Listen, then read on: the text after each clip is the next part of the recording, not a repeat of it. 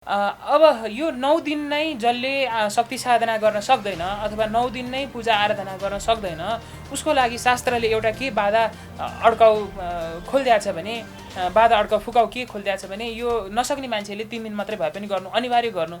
एउटा सप्तमी, अष्टमी र नवमी। काठमाडौँ उपत्यकाको अब सबै त मलाई थाहा छैन, तर केही हाम्रो नेवार मित्रहरूले चाहिँ नवपत्रिका प्रवेश चाहिँ गर्नुहुन्न।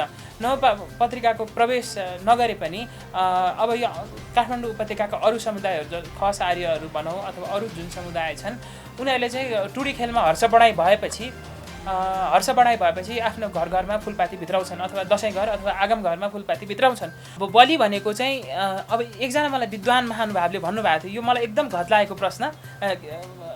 उहाँले मलाई प्रश्नै राख्नु भएको थियो, हाम्रो सनातन हिन्दूहरूले पनि बलि दिन्छन्, अब सनातन परिवार भनेपछि ओमकार परिवार सबै आयो त्यसमा, अनि बौद्धहरूले पनि काहीँ बलि दिने परम्परा छ, र क्रिस्चियनहरूकोमा पनि बलि दिने परम्परा छ, र मुसलमानहरूकोमा पनि बलि दिने परम्परा छ। अब नदिने चाहिँ को त भनेर मलाई एकजना विद्वान महानुभावले मलाई प्रश्नै राख्नु भएको थियो। म त्यति बेला निरुत्तरै भएको थिएँ। अब हो त, यो त वास्तविकता हो।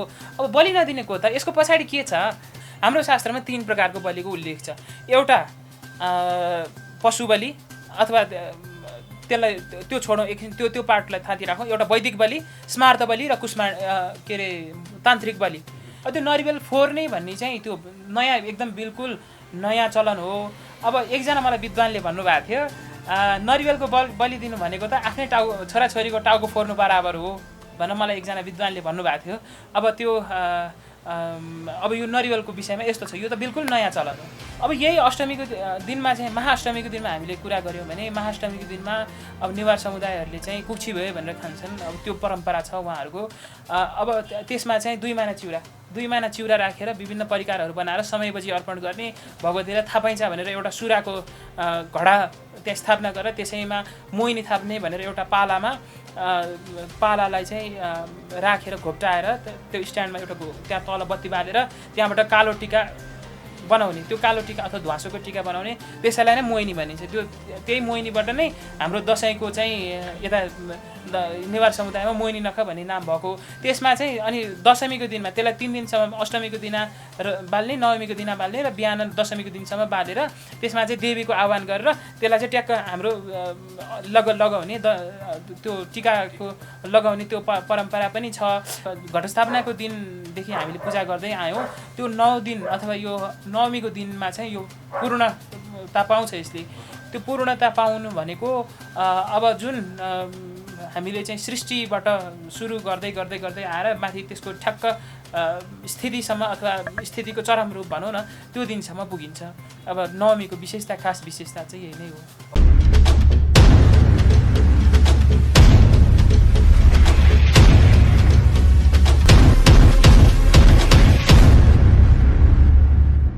फुलपातीको दिनसम्म त्यहाँ नवदुर्गाहरूको पूजा हुँदै जाँदाखेरि फुलपातीको दिनको अलिकति विशेष चर्चा। अब यो मैले अघि प्रसङ्ग जोड्न बिर्सेँ। अब यो 9 दिनमा 9वटा देवीहरूको पूजा हुन्छ। प्रथमं शैलपुत्री च, द्वितीयं ब्रह्मचारिणी, तृतीयं चन्द्रघण्टेति, कुष्माण्डेति चतुर्थकं, पञ्चमं स्कन्दमातेति, षष्ठम कात्यायनी च, सप्तमं कालरात्रि च, महागौरीति च अष्टमं भन्ने एउटा दुर्गा कवच छ, एउटा दुर्गा महात्म्य अथवा सप्तशती चण्डी अन्तर्गतको। यसमा 9वटा देवीको नाम छ। पहिलो दिनमा शैलपुत्रीको पूजा, दोस्रो दिनमा ब्रह्मचारिणीको, तेस्रो दिनमा चन्द्रघण्टा, चौथो दिनमा कुष्माण्डा, पाँचौँ दिनमा चाहिँ हाम्रो स्कन्दमाता, छैठौँ दिनमा कात्यायनी, सातौँ दिनमा कालरात्रि, आठौँ दिनमा महागौरी र 9औँ दिनमा सिद्धिदात्रीको पूजा हुन्छ। र हाम्रो विजया दशमीको दिनमा जुन छ, विजया दशमीको दिनमा चाहिँ हाम्रो भगवती अपराजिताको, जया र विजयाको साथमा अपराजिताको पूजा गर्ने अनि देवी विसर्जन गरेर हामीले प्रसाद ग्रहण गर्छौँ। र अब आयो हाम्रो नवमीको अथवा फुलपातीको कुरा अथवा सप्तमीको कुरा। अब यो 9 दिन नै जसले शक्ति साधना गर्न सक्दैन अथवा 9 दिन नै पूजा आराधना गर्न सक्दैन, उसको लागि शास्त्रले एउटा के बाधा अड्काउ खोलिदिएको छ भने, बाधा अड्काउ फुकाउ के खोलिदिएको छ भने, यो नसक्ने मान्छेले 3 दिन मात्रै भए पनि गर्नु, अनिवार्य गर्नु। एउटा सप्तमी, अष्टमी र नवमी। अब सप्तमीको दिनमा चाहिँ मूल नक्षत्र पर्दछ। त्यो मूल नक्षत्र परेको दिनमा त्यो जुन हामीले जमरा राखेको, त्यो घटस्थापना गरेको जुन कलश छ, त्यसमा चाहिँ सरस्वतीको आह्वान गर्छ, महासरस्वतीको। महासरस्वतीको आह्वान गरेर त्यसमा चाहिँ सरस्वतीलाई आह्वान गर्ने र सरस्वतीलाई चाहिँ तन्त्रोक्त रूपले वैदिक रूपले पूजा अर्चना हामीले गर्छौँ। र हाम्रो यो जुन फुलपातीको दिन अथवा हामीले यो सप्तमीको दिन भयो, त्यो सप्तमीको दिनमा चाहिँ हामीले अब नेपालमा चाहिँ फुलपाती भित्राउने परम्परा छ। त्यो फुलपाती भित्राउन अब वैदिक विधिअनुसार हामीले कुरा गऱ्यौँ भने एक दिन अगाडि गएर बिल्व वृक्ष भन्छन्, त्यो बिल्व वृक्ष भनेको बेलको रुखमा गएर चाहिँ विभिन्न लेपहरू लगाएर त्यसमा पूजा अर्चना गरेर बेलको बोटलाई चाहिँ आमन्त्रण गर्ने, हे बेल म तिमीलाई चाहिँ भोलि भगवती को चाहिँ फुलपाती अथवा नवपत्रिका प्रवेशको लागि मैले तिमीलाई आमन्त्रण गरेँ ल, भोलि मेरो पूजा कोठामा अथवा मेरो पूजामा चाहिँ तिमी समावेश हुन आऊ है भनेर बिल्व वृक्षलाई हामीले प्रार्थना गर्छौँ। र भोलिपल्ट चाहिँ के एउटा प्रचलन छ भने बिहान गएर त्यसमा फेरि पूजा गरेर त्यो बेलको हाँगा भाँचेर त्यसमा 2टा फल भएको बेल होस् र त्यसलाई छिनालेपछि त्यसलाई बिल्व शाखा छेदन भन्ने त्यो पनि एउटा परम्परा छ। र अर्को कुरा अब 9वटा नवपत्रिका प्रवेश भनेर पहिला अब काठमाडौँ उपत्यकामा हेऱ्यौँ भने काठमाडौँ उपत्यकाको अब सबै त मलाई थाहा छैन, तर केही हाम्रो नेवार मित्रहरूले चाहिँ नवपत्रिका प्रवेश चाहिँ गर्नुहुन्न। नवपत्रिकाको प्रवेश नगरे पनि अब यो काठमाडौँ उपत्यकाका अरू समुदायहरू खस आर्यहरू भनौँ अथवा अरू जुन समुदाय छन् उनीहरूले चाहिँ टुडी खेलमा हर्ष बढाइ भएपछि आफ्नो घरमा फुलपाती भित्राउँछन् अथवा दसैँ घर अथवा आगम घरमा फुलपाती भित्राउँछन्। त्यो फुलपाती भित्राउँदाखेरि 9वटा चिज चाहिँ समावेश गर्नुपर्छ भन्ने त्यो परम्परा पनि छ। त्यो 9वटा फुलपाती अथवा मा के समावेश हुन्छ भन्दा कदली दाडिमी धान्यम हरिद्रा मानकम कचु बिल्व शोकौ जयन्ती च विज्ञयानव पत्रिका, एउटा केराको पात, दारिम, धानको बाला, माने, कचु, बेल, अशोक र जयन्तीको बोट, यो 9वटा चिज चाहिँ समावेश गर्नुपर्छ भन्ने एउटा वचन पनि छ। र त्यो नसकेको खण्डमा चाहिँ 9वटा जसरी पनि बनाउनु, यदि 9वटा पाइएन भने पनि विभिन्न फुलका हाँगाहरू अथवा त्यसको प्रतीक चाहिँ हाम्रो सिङ्गो सुपारी एउटा प्रतीक राखेर आफ्नो दसैँ घरमा चाहिँ फुलपाती भित्राउनु भन्ने त्यो उक्ति पनि छ। यो अब फुलपातीको दिनको चाहिँ यही हो। अब मुख्यतः सरस्वतीको आह्वान गरेर अब त्यसमा सकिन्छ भने आफ्नो कुल आचार अनुसार के छ अथवा आफ्नो क्षमताले भ्यायो भने हवन पनि गर्ने, हवन गरेर अब देवीलाई आहुति दिने, अब बलि पनि दिने गरिन्छ यो अवधिमा। अब यसको विशेषता चाहिँ यो नै हो। अब अष्टमीको प्रसङ्गलाई हामीले जोड्यौँ भने मैले अघि भनिसकेँ, अष्टमीमा चाहिँ हाम्रो महागौरीको हाम्रो नवदुर्गा अन्तर्गतको 8औँ देवी महागौरीको पूजा हुन्छ। र यो दिनमा चाहिँ विशेष गरेर श्रेष्ठ देवताको पनि पूजा हुन्छ। आफ्नो जुन कुलले ल्याछ अथवा कसैको त कुलायन पूजा अथवा देवाली पूजा पनि हुन्छ भनेर सुन्ने गरिन्छ। अब यो दिनमा चाहिँ विशेष गरेर भैरवको पूजा, क्षेत्रपालको पूजा, 64 योगिनीको पूजा अनि भीमसेनको पूजा लगायतका अब जुन आफ्नो आगम घरमा जुन स्थापित अन्य देवदेवी हुन्छन् यो दिनमा नै पूजा हुन्छ। अब महाअष्टमीको दिनमा चाहिँ अब बेलुका अब धेरै मान्छेहरूको अथवा धेरै परिवारहरूको चाहिँ बेलुका अथवा कालरात्रि गर्ने चलन छ। कालरात्रि गर्दाखेरि बलि अर्पण गर्ने, अब बलिको विषयमा पनि अहिले कति विवाद उठ्ने गरेको छ। यो बलिलाई अहिले विभिन्न सम्प्रदायका मान्छेहरू भनौँ, म सनातन भन्दिनँ, विभिन्न सम्प्रदायका मान्छेले चाहिँ यसलाई विकृत चित्रण गरेका छन्। शास्त्रमा भएको अब जुन प्रमाण छ त्यसलाई एकतर्फीय कोडले मात्रै आफूले लिएर त्यही अनुसार चाहिँ आम जनमानसमा त्यसरी प्रस्तुत गरेको अवस्था छ।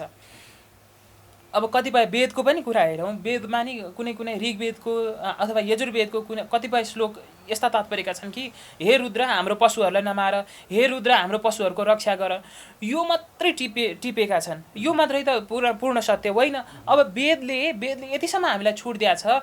अब त्यो विभिन्न यज्ञ गर्दाखेरि वैदिक यज्ञमा पशुको अर्पण गर्ने छ, त्यसमा विभिन्न पशु छन्। अब त्यसमा सबै एउटा यजुर्वेदमा यस्तो एउटा पुरा अध्याय छ, त्यो अध्यायमा चाहिँ कुन देवतालाई कुन चाहिँ बलि अर्पण गर्ने अथवा कुन चाहिँ पशु प्रिय छ भन्ने त्यो तात्पर्यको एउटा पुरा अध्याय सिङ्गो अध्याय छ। र त्यस्तै वैदिक यज्ञमा चाहिँ प्रोक्षण गरिएको मासु, जुन वैदिक यज्ञमा चाहिँ हामीले बलि दिएर त्यो मासु आहुति गरेर त्यसको गन्ध लियो भने हामीलाई चाहिँ पुरुषार्थ चतुष्टय अथवा धर्म अर्थ काम मोक्ष हाम्रो सिद्ध हुन्छ। अथवा हाम्रो प्राप्त हुन्छ र त्यसपछि गएर त्यो वैदिक यज्ञमा प्रोक्षण गरेको अथवा शुद्ध गरिएको मासु त्यो मासु चाहिँ ब्राह्मणले खान पनि मिल्ने त्यतिसम्मको छुट दिएको छ। हाम्रो मनुस्मृतिमा त्यही उल्लेख छ, वेदमा त्यही उल्लेख छ, पौराणिक चिन्तनमा त्यही उल्लेख छ। अब आगमिक चिन्तन अथवा तान्त्रिक चिन्तनमा त यो अवश्य नै उल्लेख नै छ। अब हामीले यही प्रसङ्गलाई जोड्दाखेरि अब बलि भनेको चाहिँ अब एकजना मलाई विद्वान महानुभावले भन्नुभएको थियो, यो मलाई एकदम घत लागेको प्रश्न। उहाँले मलाई प्रश्नै राख्नु भएको थियो, हाम्रो सनातन हिन्दूहरूले पनि बलि दिन्छन्, अब सनातन परिवार भनेपछि ओमकार परिवार सबै आयो त्यसमा, अनि बौद्धहरूले पनि काहीँ बलि दिने परम्परा छ र क्रिस्चियनहरूकोमा पनि बलि दिने परम्परा छ र मुसलमानहरूकोमा पनि बलि दिने परम्परा छ। अब नदिने चाहिँ को त भनेर मलाई एकजना विद्वान महानुभावले मलाई प्रश्नै राख्नु भएको थियो। म त्यति बेला निरुत्तरै भएको थिएँ। अब हो त, यो त वास्तविकता हो। अब बलि नदिने को त, यसको पछाडि के छ?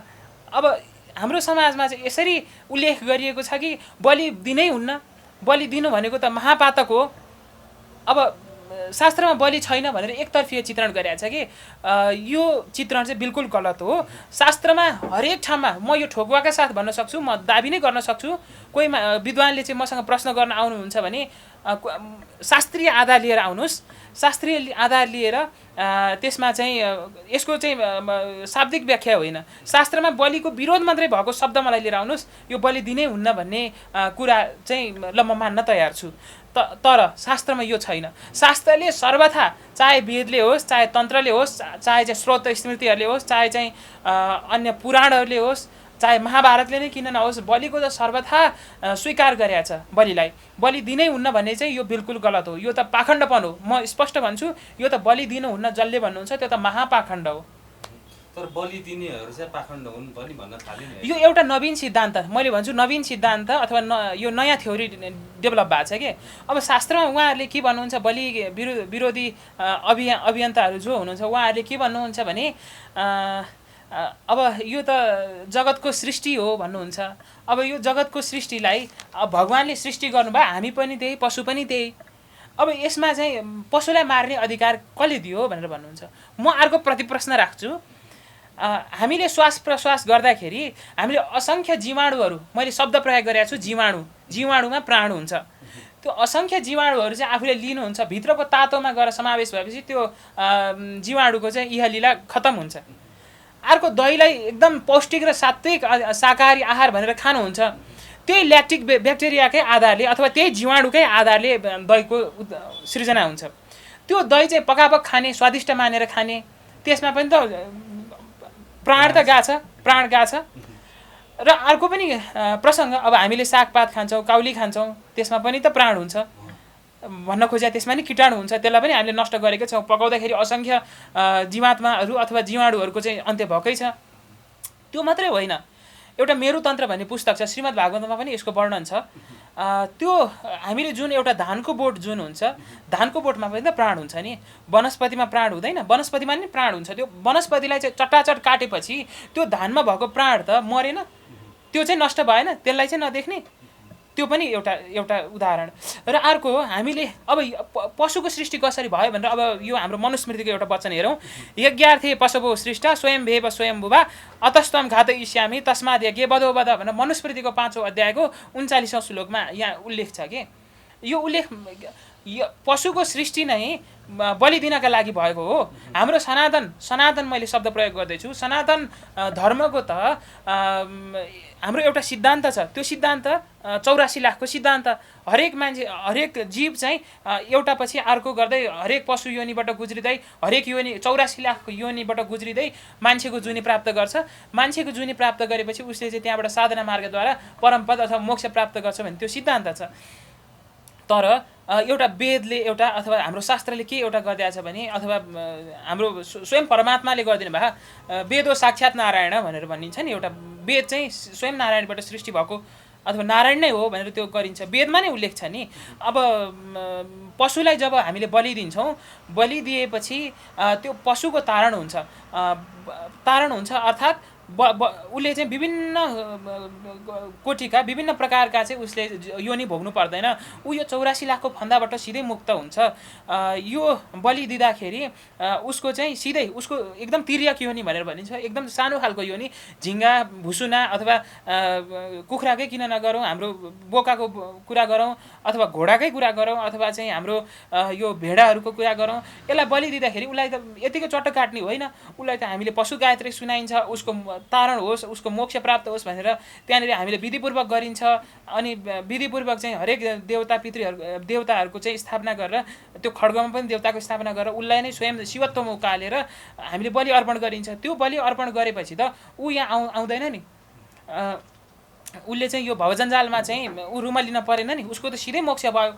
अब वेदमा पनि अर्को के छ भने हजुरले भन्नुभएको जस्तो विधि चाहिँ अहिले पछिल्लो समयमा त्यो विधि प्रयोग गरेको पाइँदैन नि। अब विधि प्रयोग नभएको होइन, विधि प्रयोग पनि हुन्छ, तर यसलाई कस्तो भयो भने मान्छेहरूले अब आफ्नो खालि आत्मतुष्टि र उदर पोषण भनेको पेट भर्नको लागि मात्रै प्रयोग गरे। अब यो हामीले विधि नगरेको होइन, यो बिल्कुलै होइन। तपाईँले हरेक शक्तिपीठहरूमा गएर हेर्नुहोस्, तपाईँले चाहे गुहेश्वरीमा गएर हेर्नुहोस् अथवा अन्य जुन जहाँ बलि अर्पण गरिन्छ त्यहाँ गएर हेर्नुहोस् न। अब बलि अर्पण गर्दाखेरि त सबै कुरा त देखाउँदैन, किन त्यो आगमको कुरा हो। त्यहाँ गर्दाखेरि त विधिपूर्वक नै हाम्रो अनुष्ठान गरे हुन्छ, विधिपूर्वक नै सङ्कल्प लिएको हुन्छ। त्यो विधिबाट अर्पण गर्दाखेरि त्यो विधि हामीले चाहिँ जुन हामीले अर्पण गर्छौँ, त्यो बलि अर्पण गर्छौँ, त्यसबाट त पशुको सिधै मोक्ष हुन्छ। र जुन चाहिँ हामी जुन यजमान हुन्छौँ अथवा बलि अर्पण गर्ने व्यक्ति हुन्छ उसको पनि उन्नति हुन्छ। त्यो मेरुतन्त्र भन्ने पुस्तकमा तपाईँहरूले हेर्न सक्नुहुन्छ, वशिष्ठ स्मृति भन्ने पुस्तकमा पनि उल्लेख छ, यो तपाईँहरूले हेर्न सक्नुहुन्छ। र अब वेदमा कहाँ छ त, हजुरहरूले कहाँ छ भनेर भन्नुभयो भने म एउटा मात्रै श्लोक लिन्छु। पिबानम मेष पचन्त बिरा भनेको ऋग्वेदको 10औं मण्डलको 27औं सूक्तको 15औं श्लोक हजुरले हेर्न सक्नुहुन्छ। अब त्यहाँ अंगिरा आदि ऋषिहरूले चाहिँ मोटो भेडा पकाए भनेर भनेको छ, भेडा पकाए भनेर भनेको छ। अब यस्ता त कयौँ छन्, कयौँ, मैले त एउटा सानो उदाहरण मात्रै दिएको। अब यसलाई हामीले समष्टिमा के गर्न पर्यो भने यो बलि भनेको शास्त्रले कहीँ पनि विरोधै गरेको छैन। यो पशु बलिको मात्रै कुरा भयो है, यो पशु बलि मैले जुन भने यो पशु बलिको मैले कुरा गरेँ। अब पशु बलिको अलावा म अरू बलिको कुरा हो। हाम्रो शास्त्रमा 3 प्रकारको बलिको उल्लेख छ। एउटा पशु बलि अथवा त्यसलाई त्यो छोडौँ एकछिन, त्यो पार्टलाई थाती राखौँ। एउटा वैदिक बलि, स्मार्त बलि र तान्त्रिक बलि। वैदिक बलि भनेको मैले अहिले भर्खर त्यत्रो व्याख्या गरेँ। वैदिक बलि भनेको वैदिक सङ्कल्प अनुसार, वैदिक विधि अनुसार त्यहाँ बलि दिने प्रचलन। र अर्को र हाम्रो स्मार्त बलि जुन भयो, स्मार्त बलि भनेको पशु नै बलि नदिकन पशुको अनुकल्पमा, जस्तो कि नरिवलको विषयमा पछि आउँछु, जस्तो मुला बलि दिन्छ, उखु बलि दिन्छ, कुविन्डो बलि दिन्छ, कुष्माण्ड बलि भनेर त्यो त व्यापकै छ। ब्राह्मणहरूले कुष्माण्ड बलि दिनु भनेर त्यो पनि सर्वत्र छ। घिरौला बलि दिने लगायतका यी वस्तुहरू बलि दिने। र यो भनेको चाहिँ पशु बलि नै नदिकन त्यसको अनुकल्पमा जुन स्मार्तहरूले दिन्छन्, स्मार्तहरूले पशु नै प्रत्यक्ष बलि दिँदैन नि, उनीहरूको सट्टा स्मार्त बलि, मैले भने जुन त्यो पशुको सट्टा यो हो भनेर त्यो बलि दिने, त्यसलाई स्मार्त बलि भन्यो। अब तान्त्रिक बलि भनेको त आगम अनुसार पुरा त्यहाँ त कुनै पनि विरोधै छैन। तान्त्रिक विधि विधान अनुसार बलि दिने त्यहाँ त पशु बलि नै चल्छ। वेदमा पनि पशु बलि चल्छ, त्यो मैले दिइहालेँ उदाहरण। अब वेदमा पनि अर्को एउटा के छ भने थप त्यसमा चाहिँ के अरे दही चिउराको बलि दिने अथवा खिर बलि, पास बलि भन्ने छ। र अर्को चाहिँ हाम्रो खिचडीको बलि दिने त्यो पनि छ। मासको, चामलको विभिन्न परिकारहरू बनाएर त्यो बलि दिने पनि हो। बलि भनेको एउटा उपहारै हो नि। तर पशु बलि दिन हुन्न, पशु बलि शास्त्रीय होइन भन्नु चाहिँ यो त महापाखण्ड हो, यो भन्नु नै महाअपराध हो। यद्यपि तर पशु बलिको विकल्पमा अर्को बलि पनि दिन त मिल्ने रहेछ नि। यो विकल्प नभएको होइन। अब जुन अघि तपाईँले नरिवलको प्रसङ्ग जोड्नु भएको थियो, नरिवलको प्रसङ्ग यहाँ काठमाडौँ उपत्यकामा अथवा नेपालमा जुन छ, यो नरिवलको प्रचलन धेरै पछि मात्रै आएको। यो नरिवललाई चाहिँ नरिवल अथवा त्यसको सुपारी अथवा श्रीफल भन्ने अर्को एउटै हुन्छ, त्यसलाई चाहिँ श्रीफलको रूपमा अर्पण गरिन्छ, सिङ्गै अर्पण गरिन्छ। तपाईँले देख्नुभयो होला कतिपय कलशहरूमा राख्दाखेरि सिङ्गै नरिवल राखिन्छ। त्यो नरिवल फोर्ने भन्ने चाहिँ त्यो नयाँ एकदम बिल्कुल नयाँ चलन हो। अब एकजना मलाई विद्वानले भन्नुभएको थियो नरिवलको बलि दिनु भनेको त आफ्नै छोराछोरीको टाउको फोर्नु बराबर हो भनेर मलाई एकजना विद्वानले भन्नुभएको थियो। अब त्यो अब यो नरिवलको विषयमा यस्तो छ, यो त बिल्कुल नयाँ चलन हो। यसलाई चाहिँ हामीले पौराणिक चलन अथवा हाम्रो सनातनदेखि आएको चलन भनेर हामीले भन्न मिल्दैन। यो सँगसँगै अहिले पछिल्लो समय चाहिँ अलिकति यो अपराधका घटनाहरूमा हुँदाखेरि धेरै घटनाहरू आइरहेका छन्। जस्तो भारतमा चाहिँ कसैलाई ललाइ फकाइ गरेर चाहिँ लैजाने र त्यहाँ नरबली दिने यो प्रसङ्ग उठ्छ नि बेला बखतमा, त्यो के छ नरबलीको विषयमा चाहिँ? नरबलीको विषयमा हाम्रो शास्त्रहरूमा पनि उल्लेख छ। अब नरबली मात्रै होइन, गोबलीको पनि यहाँ कतिपय ठाउँमा वेदमा पनि त प्रसङ्ग छ। तर यो अहिलेको समाजको लागि स्वीकार्य छैन नि, त्यो त कहिलेदेखि चलन टुटिसकेको छ। त्यसको चाहिँ अनुकल्पमा मैले अघि भने स्मार्त बलि भनेर बनाएको छ। अब त्यो सानो एउटा आकृति जस्तो बनाएर मासको पिठोको नरबली त्यसरी पनि अर्पण गरिन्छ। अब अर्को चाहिँ हाम्रो गोबली गोबली भनेको चाहिँ अब अहिलेको चलनमा अनुसार चाहिँ गाईलाई गोग्रास भनेर अथवा गाईलाई खाना छुट्याइदिने भनेर त्यसरी पनि दिन्छन्। र त्यो नगरिकन कतिपय अब त गोदानहरू भनेर पनि दिन्छन् नि, गोदानहरू भनेर दानै दिएछ र मैले बलि नै अर्पण गरेँ भनेर मनमा नै परिकल्पना गरेर त्यो अर्पण गर्ने चलन पनि छ। हुन्छ, अब यो बलिको विषयमा हामीले कुराकानी गरेर त हामी अष्टमीमा थियौँ, अष्टमीको विषयमा पूजाको विषयमा कुराकानी गऱ्यौँ। अष्टमीको दिनमा मैले अघि पनि भने यो कालरात्रि भन्ने बित्तिकै यहाँ बलिको आउँछ, जुन मैले अघि वर्णन गरेँ। अब कालरात्रिको अलावा त्यसमा चाहिँ अब त्यहाँ आफ्नो आगममा अथवा अलिकति जोड्न खोजेँ, घर घरमा यो पूजाआजा गर्दाखेरि चाहिँ फुलपातीको दिनमा नि बलि दिने गरिन्छ?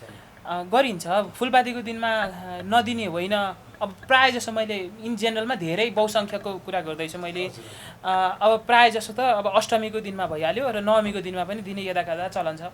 अब यही अष्टमीको दिनमा चाहिँ महाअष्टमीको दिनमा हामीले कुरा गऱ्यौँ भने महाअष्टमीको दिनमा अब नेवार समुदायहरूले चाहिँ कुक्षी भयो भनेर खान्छन्। अब त्यो परम्परा छ उहाँहरूको। अब त्यसमा चाहिँ 2 महिना चिउरा राखेर विभिन्न परिकारहरू बनाएर समयपछि अर्पण गर्ने, भगवतीलाई थाहा पाइन्छ भनेर एउटा सुराको घडा त्यहाँ स्थापना गरेर त्यसैमा मोहिनी थाप्ने भनेर एउटा पालालाई चाहिँ राखेर घोप्टाएर त्यो स्ट्यान्डमा एउटा त्यहाँ तल बत्ती बालेर त्यहाँबाट कालो टिका बनाउने, त्यो कालो टिका अथवा ध्वाँसोको टिका बनाउने, त्यसैलाई नै मोहिनी भनिन्छ। त्यही मोहिनीबाट नै हाम्रो दसैँको चाहिँ यता नेवार समुदायमा मोहिनी नख भन्ने नाम भएको। त्यसमा चाहिँ अनि दशमीको दिनमा त्यसलाई 3 दिनसम्म, अष्टमीको दिन बाल्ने, नवमीको दिन बाल्ने र बिहान दशमीको दिनसम्म बालेर त्यसमा चाहिँ देवीको आह्वान गरेर त्यसलाई चाहिँ ट्याक्क हाम्रो लगाउने त्यो टिकाको लगाउने त्यो परम्परा पनि छ। र अर्को यो महाअष्टमीको दिनमा चाहिँ मैले अब सबै भन्न पनि अप्ठ्यारो हुने, किनभने आफ्नो आफ्नो चलन हुन्छ र त्यो आफ्नो पनि आगम घरको त्यो आफ्नै छुट्टै प्रचलन हुन्छ। अब यो दिनमा चाहिँ विशेष गरेर मैले भने एउटा श्रेष्ठ देवता आफूले जुन मानेको छ त्यो देवी, र विशेष गरी त्यो अघि फुलपातीको दिन महासरस्वतीको हाम्रो पूजा भएको थियो भने अब यो हाम्रो चाहिँ के अरे यो अष्टमीको दिन महाकालीको पूजा हुन्छ र यतापट्टि नवमीमा गएर महालक्ष्मीको पूजा हुन्छ। अब महासरस्वती, महाकाली र महालक्ष्मीको 3टा पूजा हुन्छ। अब यो पूजा हुँदाखेरि अब त्यो दिनमा कालरात्रि भन्ने बित्तिकै महाकालीको पूजा गर्ने, आफ्नो श्रेष्ठ देवताको पूजा गर्ने, भैरवको पूजा गर्ने, कुमारको पूजा गर्ने, क्षेत्रपालको पूजा गर्ने। अब भैरवको पनि विभिन्न प्रकारहरू हुन्छ, उहाँहरूको पूजा गर्ने, भीमसेनको पूजा गर्ने, अब आफ्नो घरमा प्रयोग हुने हात हतियारहरूको पूजा गर्ने, त्यसमा चाहिँ अब बलि अर्पण गर्ने, यो नै विषय नै हो मुख्यतः। अब नवमीको दिनमा चाहिँ अब विशेष गरेर नवमीको दिनमा भगवती त्रिशूलिनीको पूजा हुन्छ। यो सिद्धिदात्री नवदुर्गाको क्रममा चाहिँ सिद्धिदात्रीको पूजा हुन्छ। त्यो सिद्धिदात्री नै त्रिशूलिनी हुन् र त्रिशूलिनीको पूजामा चाहिँ जुन अघिल्लो दिनमा हामीले पूजा गरेको छ त्यसैको क्रमगत रूपमा हुन्छ। र यो दिनमा पनि जुन अष्टमीको दिनमा हामीले जुन बलि अर्पण गऱ्यौँ त्यो दिनमा दसैँ घरमा राखिएको जमरालाई चाहिँ उठाएर विभिन्न देवदेवीहरूलाई अर्पण गर्ने, आफ्नो वाहन पूजा गर्ने, सवारी गाडी पूजा गर्ने, मोटरसाइकलहरू लगायतका यो वाहन पूजा पनि गर्ने र आफ्नो दैलामा मार हान्ने र सकिँदैन भने पनि अथवा जुन अरू स्मार्त बलिदान भनेर मैले भने त्यो स्मार्त बलिदान अनुसारकै त्यो विभिन्न वस्तुहरूको बलि अर्पण गर्ने, द्वारमा पूजा गर्ने र त्यो दिनमा त्यो नै हो मुख्यतः नवमीको दिन त्यो हुन्छ। अब जुन दसैँको दिन अथवा घटस्थापनाको दिनदेखि हामीले पूजा गर्दै आयौँ त्यो 9 दिन अथवा यो नवमीको दिनमा चाहिँ यो पूर्णता पाउँछ। यसले त्यो पूर्णता पाउनु भनेको अब जुन हामीले चाहिँ सृष्टिबाट सुरु गर्दै गर्दै गर्दै आएर माथि त्यसको ठ्याक्क स्थितिसम्म अथवा स्थितिको चरम रूप भनौँ न त्यो दिनसम्म पुगिन्छ। अब नवमीको विशेषता खास विशेषता चाहिँ यही नै हो। अब मुख्य दिन विजयादशमीको दिन टिकाको दिनको बारेमा अलिकति चर्चा गरौँ। अब टिकाको दिन त यो त अब सबै आम नेपालीको लागि खास दिन नै भयो। अब यो दिनमा चाहिँ अब हरेक मान्छेहरू आफ्नो गाउँ घर पुगेका हुन्छन्। अब विदेश गएको मान्छे पनि यहाँ फर्किया हुन्छन्। अब त्यसपछि गएर अब यो दिन त खास विशेष नै भयो। अब यसमा पनि के छ भने बिहान अब 9 दिन हामीले जुन घरमा जमरा राख्यौँ, जमरा राखेर पूजाआजा गऱ्यौँ, त्यो पूजा गरेर शक्ति साधना गऱ्यौँ, त्यो शक्ति साधनालाई पूर्णता दिने। अब पूर्णता दिन चाहिँ बिहान अब शुभ साइतमा देवीलाई चाहिँ आह्वान पूजा गर्ने। कुन देवीलाई भने अपराजितालाई पूजा गर्ने, उहाँको 2टा गणहरू जया र विजयालाई पूजा गर्ने। अब पूजा आराधना गरेर उहाँहरूलाई पनि अब केही बलि अर्पण गर्न सकिन्छ भने त्यो दिन नि बलि दिन्छन्। अब त्यहाँ प्रसाद स्वरूप हामीले जुन जौ रोपेका थियौँ त्यो जौको जमराहरू त्यहाँबाट उठाएर भगवतीलाई अर्पण गर्ने। त्यसपछि गएर आफ्नो कुल अथवा कुल देवतालाई अर्पण गर्ने, अन्नपूर्णालाई अर्पण गर्ने, भैरवलाई अर्पण गर्ने, भीमसेनलाई अर्पण गर्ने। त्यहाँ स्थापित गरेका जुन जुन देवताहरू छन् उहाँहरूलाई सबैलाई अर्पण गर्ने र भगवतीलाई त्यो प्रसाद स्वरूप अर्पण चढाएर अब भगवती हे मा भगवती हजुरले यो नवरात्र कालभरि मेरो घरमा आएर सुखपूर्वक यहाँ स्थापित भइदिनु भयो, हजुरको लागि म धेरै धेरै धन्यवाद छु। अब केही वर याचना माग्न इच्छुक हुनुहुन्छ भने त्यही केही वरहरू माग्ने। अब यस्तो यस्तो होस् भने त्यो दिन चाहिँ अब एउटा अब पूर्ण होस् भन्ने हिसाबले एउटा किसेली अथवा पूर्ण पात्र एउटा अर्पण गर्ने। त्यो अर्पण गरेपछि अनि भगवतीलाई चाहिँ अब हे मा हे भवानी अब हजुर यहाँ आएर यहाँ सुखपूर्वक बस्दिनु भयो। अब मेरो लागि भनौँ न अब वर याचना भन्ने बित्तिकै मेरो लागि पुत्र पुत्रादि होस्, अब धन होस्, सम्पन्नता होस्, अब यो ऐश्वर्य होस्, विद्या बुद्धि विवेक होस्, अब यो अनुसार चाहिँ अब हजुर आइदिनु भयो, त्यसको लागि धेरै धेरै धन्यवाद हे मा। अब अर्को वर्ष पनि पुनरागमन होस् हजुरको, म हजुरकै मैले सम्झना हरदम गरिराख्न पाऊँ भनेर सकाम भावले अथवा निष्काम भावले भगवतीको प्रार्थना गरेर अब त्यहाँ देवीलाई विसर्जन गरेर त्यो घडा उठाइदिने। त्यो घडा उठाइदिएपछि अनि त्यसपछि अब आफ्नो आफ्नो कुल परम्परा अनुसार त्यहाँबाट प्रसादहरू लिएर शुभ साहित्यमा चाहिँ विजया दशमीको टिका ग्रहण गर्ने परम्परा छ। त्यो टिका ग्रहण गर्नु पनि अब जस्तो विभिन्न रङको टिकाहरू प्रयोग गर्छन्। जस्तो आदिवासी जनजातिहरू भनौँ अथवा प्रकृति पूजकहरू भनौँ, उहाँहरूले चाहिँ सेतो टिका मात्रै लगाउनुहुन्छ, त्यो सात्विकताको प्रतीक भयो।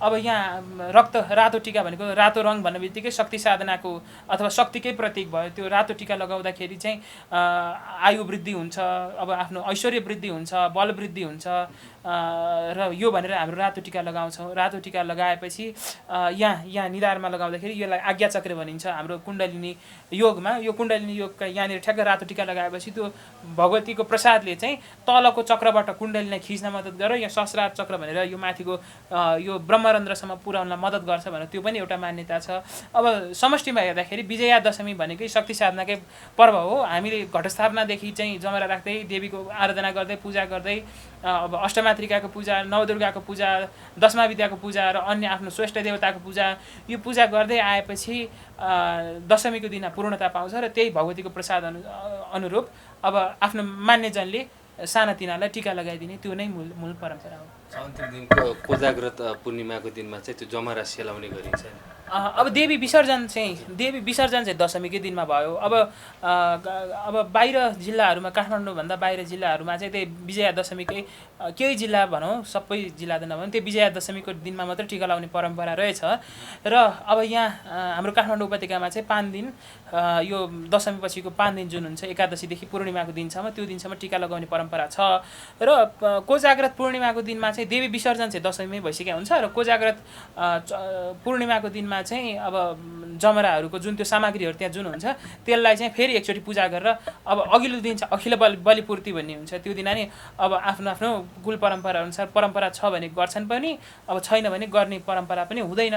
अब त्यो पूर्णिमाको दिनमा चाहिँ अब मनमा नै सम्झेर अथवा सामान्य एउटा पूजा दिएर हे ल भगवती अब हजुर आइदिनु भयो, दसैँ पूर्ण भयो, हजुरकै कृपा प्रसाद सदैव पाऊँ भनेर बिहान अथवा साँझ जुन बेला आफूलाई अनुकूल हुन्छ पूजा अर्पण गरेर एउटा पूर्ण पात्र अथवा किसेली पात्र अर्पण गरेर ल भगवती भनेर यसरी माफ गर्नु होला पूजा अर्पण गर्ने र पूजा अर्पण गरेर चाहिँ मालाई सम्झिँदै बिदा होस् भनेर त्यो अर्पण सबै लगेर खोलामा अथवा कुनै पवित्र स्थानमा लगेर चाहिँ अर्पण गर्ने परम्परा छ।